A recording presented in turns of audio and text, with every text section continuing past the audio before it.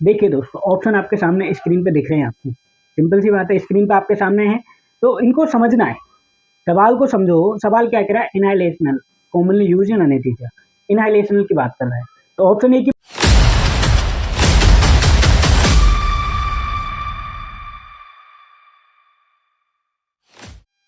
Hello friend, कैसे आप सभी? उम्मीद करता हूँ कि अच्छे होंगे। तो दोस्तों, आज की जो वीडियो रहेगी हमारी, जो हमने लास्ट थ्योरिकल क्लासेस की थी, जो हमने जनरल एनेस्थेटिक एजेंट पढ़ाए थे, इंडक्शन एजेंट पढ़ाए थे जिसमें, और इंटूबेशन प्रिपरेशन बताई थी, डिफिकल्ट इंटूबेशन पढ़ाया था, स्पाइनल एंड एपिडुरल एनेस्थीसिया के बारे में डिस्कस किया था। तो उन्हीं जो थ्योरिकल पार्ट हुए थे, उन सब की एक आज की जो वीडियो रहेगी वो एक टेस्ट सीरीज रहने वाली है।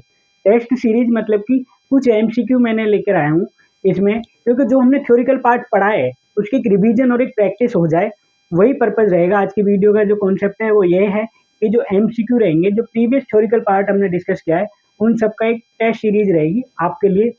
आपके लिए कुछ एमसीक्यू हैं जो कि आपकी गवर्नमेंट एग्जाम की प्रिपरेशन में हेल्प करेंगे, चाहे आप एम्स की प्रिपरेशन कर रहे हैं या ईएसआई, शब्दजंग, एक्स वाई जेड, जो भी आपने अपने प्रोटोकॉल के अकॉर्डिंग जो गवर्नमेंट एग्जाम की प्रिपरेशन कर रहे हैं, तो ये जो क्वेश्चंस रहेंगे उसमें बेहद हेल्पफुल रहेंगे।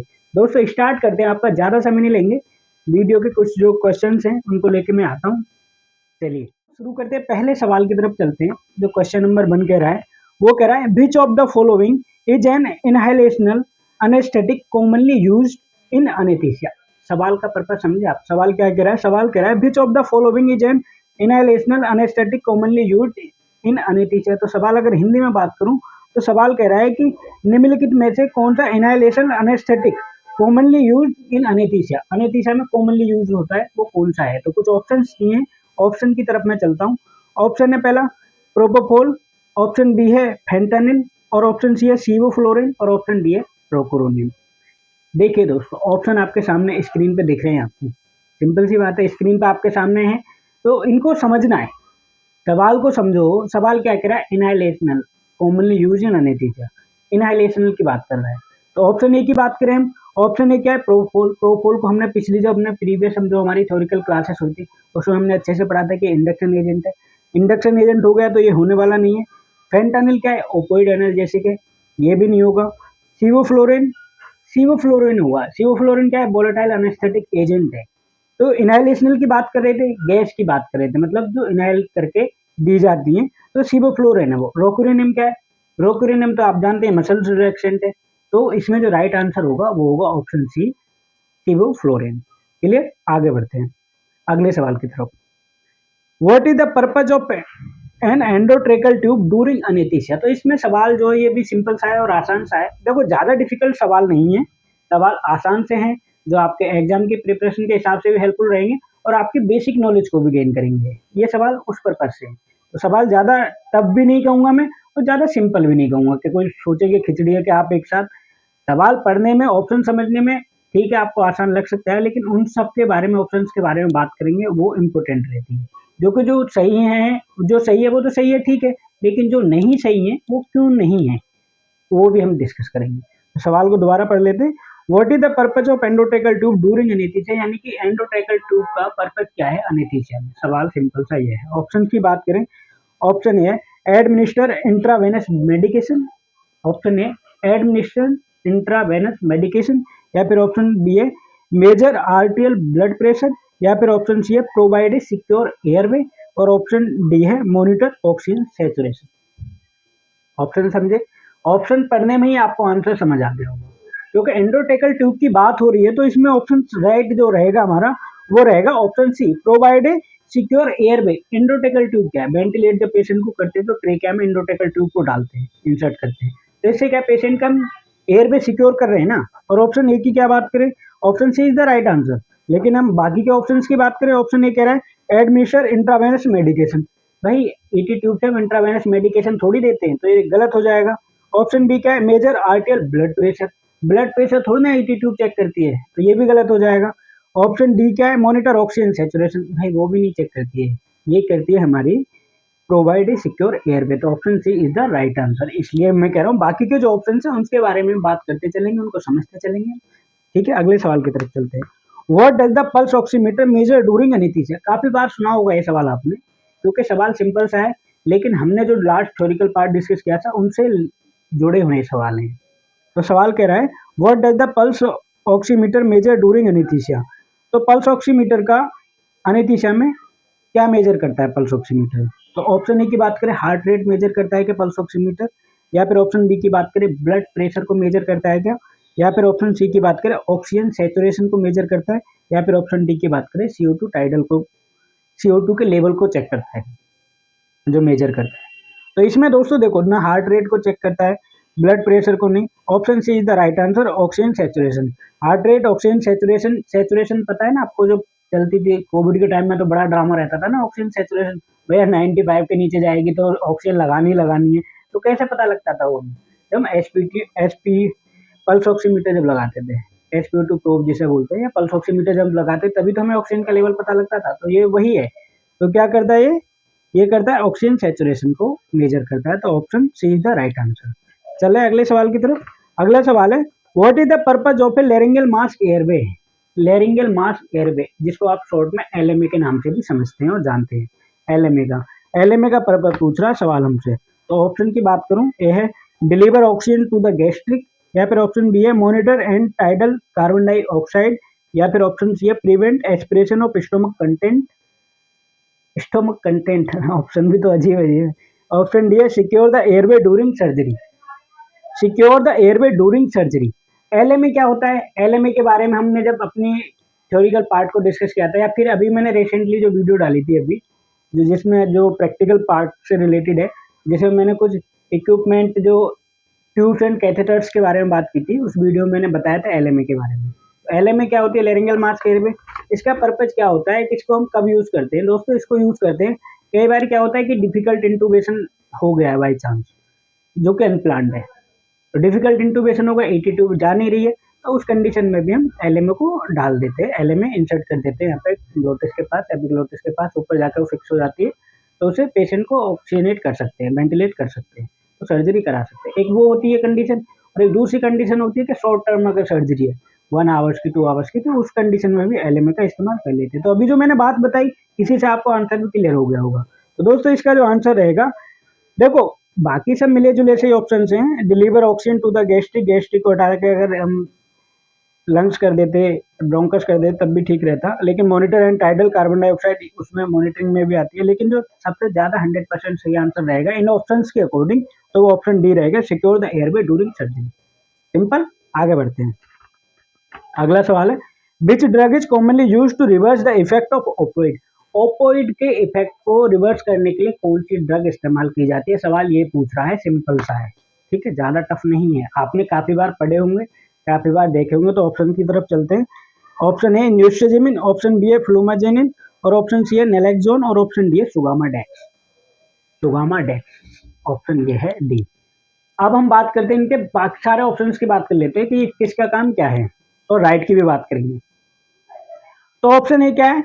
न्यूस्ट्रेजिमिन। न्यूस्ट्रेजिमिन क्या करता है? रिवर्स करता है, रिवर्सल है, रिवर्सल में इस्तेमाल करते हैं ना, जब जनरल एनेस्थीसिया का केस होता है तो न्यूस्ट्रेजिमिन विद ग्लाइको मिला के हम पेशेंट को रिवर्स कर देते हैं।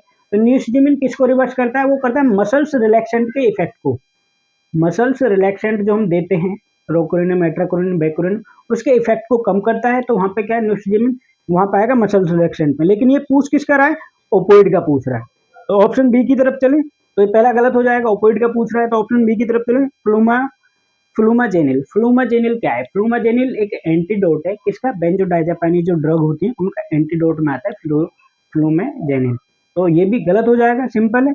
अगला क्या है? नेलेक्सोन। नेलेक्सोन इज द राइट आंसर। तो ओपोइड के अगर ओवरडोज हो जाती है तो उसका एंटीडोट में बात की जाए तो वो रहता है दोस्तों नेलेक्सोन। और ऑप्शन डी क्या है? सुगामाडेक्स।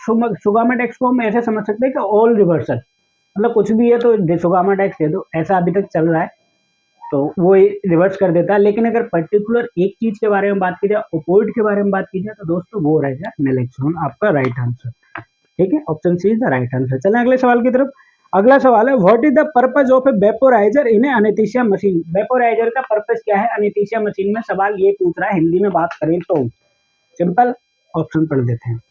Deliver oxygen to the patient, या फिर ऑप्शन बी है remove CO2 from the breathing circuit, या फिर ऑप्शन सी है एडमिनिस्टर इंट्रावेनस मेडिकेशन, या फिर ऑप्शन डी है control the concentration of inhaled anaesthetic.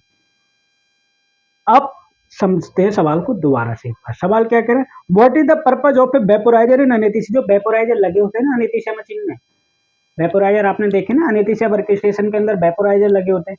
Vaporiser का पर्पज क्या हो रहता है, वेपोराइजर हम क्यों लगाते हैं, जब सिंपल सी बात है उसको हम समझ लेते हैं पहले क्यों लगाते हैं।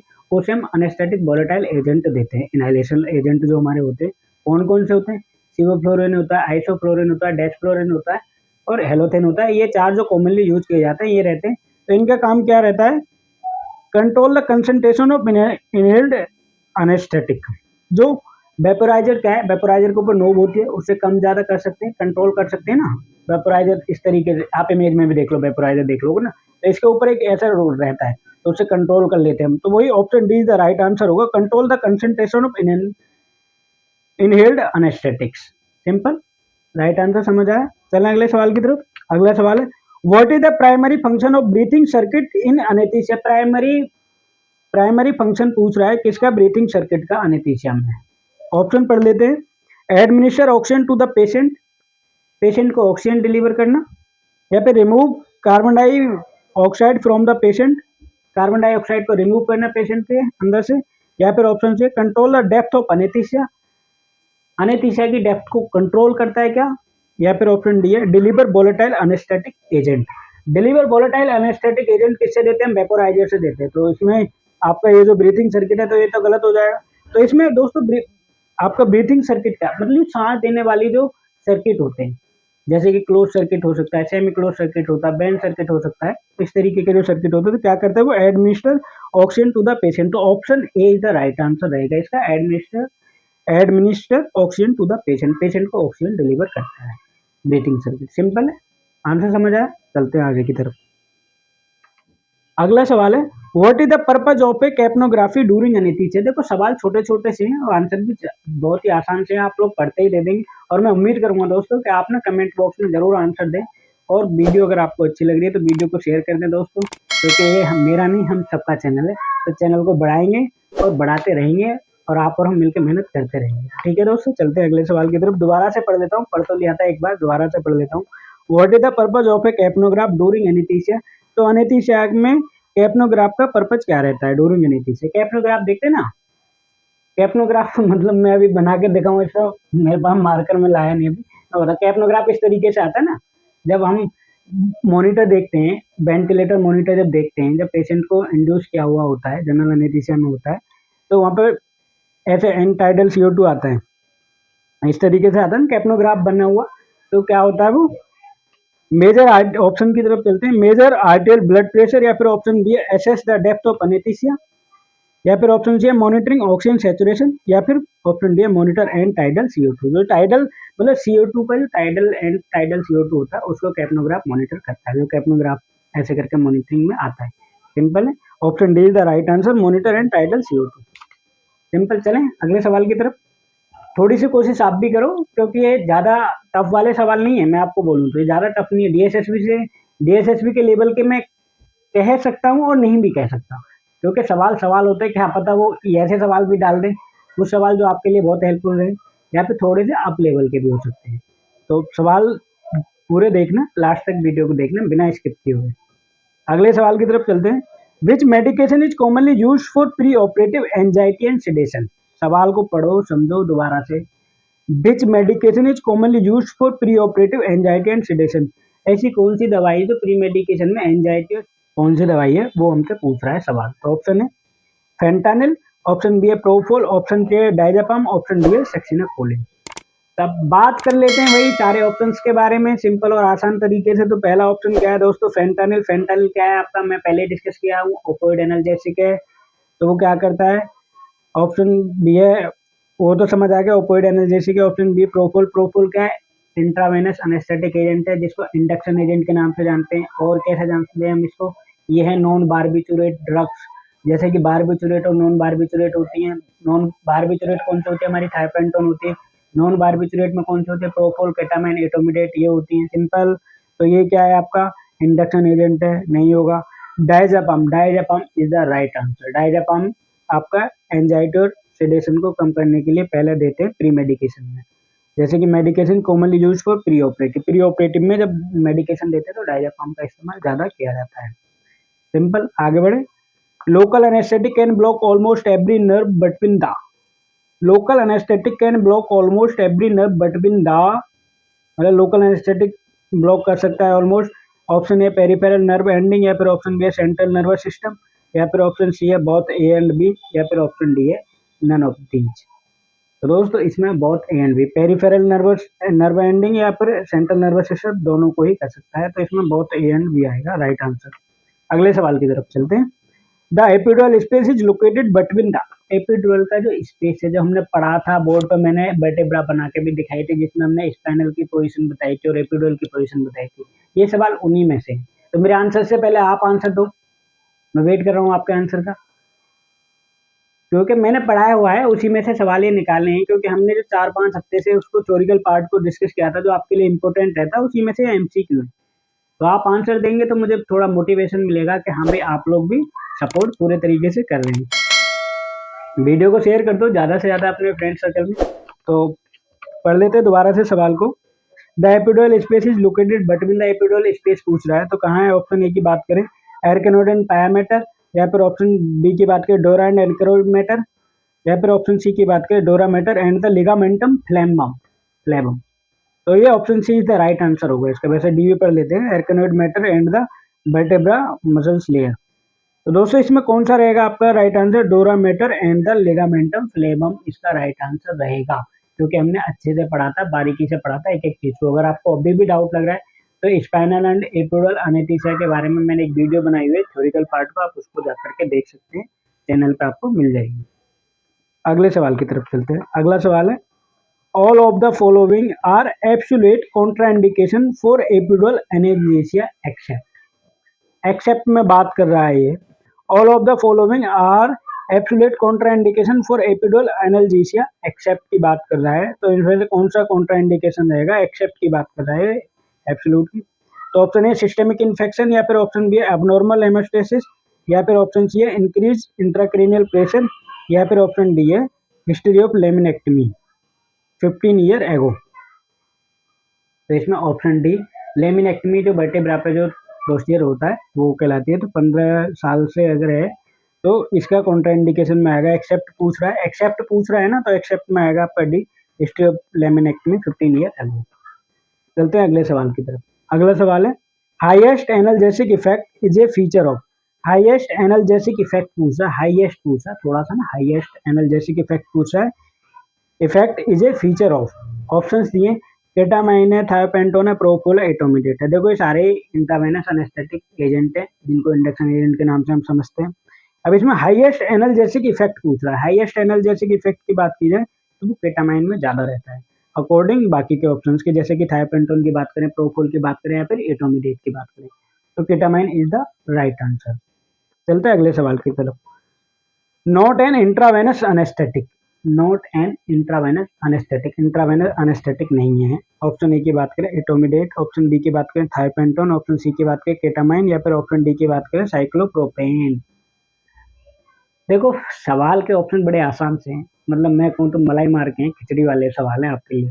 तो आपने तो ऑप्शन पढ़ते पढ़ते आंसर समझ गए होंगे, क्योंकि ये तो बाकी के आपके, देखो बाकी के सभी इंट्रावेनस एनेस्थेटिक एजेंट है सिर्फ एक को छोड़ के, और वो है आपकी साइक्लोप्रोपेन। ये क्या है? ये गैसेस में आती है, गैसेस में आती है। तो ये option is the right answer होगा, ऑप्शन डी साइक्लोप्रोपेन, क्योंकि ये गैस है, बाकी के आपके इंट्रावेनस एनेस्थेटिक एजेंट है। सिंपल, आगे बढ़े। अगला सवाल है regarding halothane the correct statement is, halothane के रिगार्डिंग करेक्ट स्टेटमेंट क्या है? Option a large range of safety, या फिर ऑप्शन बी है मेंटेनेंस ऑफ एनेस्थीसिया, या फिर ऑप्शन सी है डोंट कॉज अराइथमिया, या फिर option D can be given in hepatitis patient. तो करेक्ट आंसर की बात की जाए, करेक्ट स्टेटमेंट की बात की जाए, तो option B maintenance of anaesthesia, maintenance of anaesthesia is the right answer. Halothane के बारे में पूछा जा रहा है, करेक्ट स्टेटमेंट तो मेंटेनेंस ऑफ एनेस्थीसिया, जब हेलोथिन को चलाते हैं तो मेंटेनेंस ऑफ एनेस्थीसिया में ही ज्यादा इसको कैलकुलेट किया जाएगा। तो option B is the right answer, maintenance of anaesthesia. चलते हैं वीडियो का आखिरी सवाल की तरफ। आखिरी सवाल है in which of the following is thiopentone contraindication, in which of the following in thiopentone contraindicated, thiopentone का कॉन्ट्राइंडिकेटेड कौन क्या है? इसमें देखा जाए तो पहला है ऑप्शन ए की बात की हेड इंजरी, ऑप्शन बी है रेटिनल सर्जरी, या फिर ऑप्शन सी है डायबिटीज, या फिर ऑप्शन डी है पोरफायरिया। तो दोस्तों इसका राइट आंसर होगा कॉन्ट्राइंडिकेटेड की बात की जाए तो ऑप्शन डी पोरफायरिया, इसका option D is the right answer. तो दोस्तों ये थी एमसीक्यू की टेस्ट सीरीज। अब आगे और जब हम डिस्कस करते चलेंगे तो और भी ऐसी वीडियो जो थ्योरिकल पार्ट को हम करते हैं कवर, उसमें से एमसीक्यू बना के लेके आते रहेंगे आपके लिए, जो कि आपके लिए बेहद हेल्पफुल रहेंगे आपके एग्जाम के प्रिपरेशन में या फिर गवर्नमेंट एग्जाम के प्रिपरेशन में। दोस्तों ये वीडियो अगर आपको अच्छी लगी है तो वीडियो को ज़्यादा से ज़्यादा शेयर करना, और आप मेरे चैनल पर अगर नए हैं तो चैनल को प्लीज लाइक सब्सक्राइब जरूर करना एंड वीडियो को शेयर करना। And thank you so much for watching this video.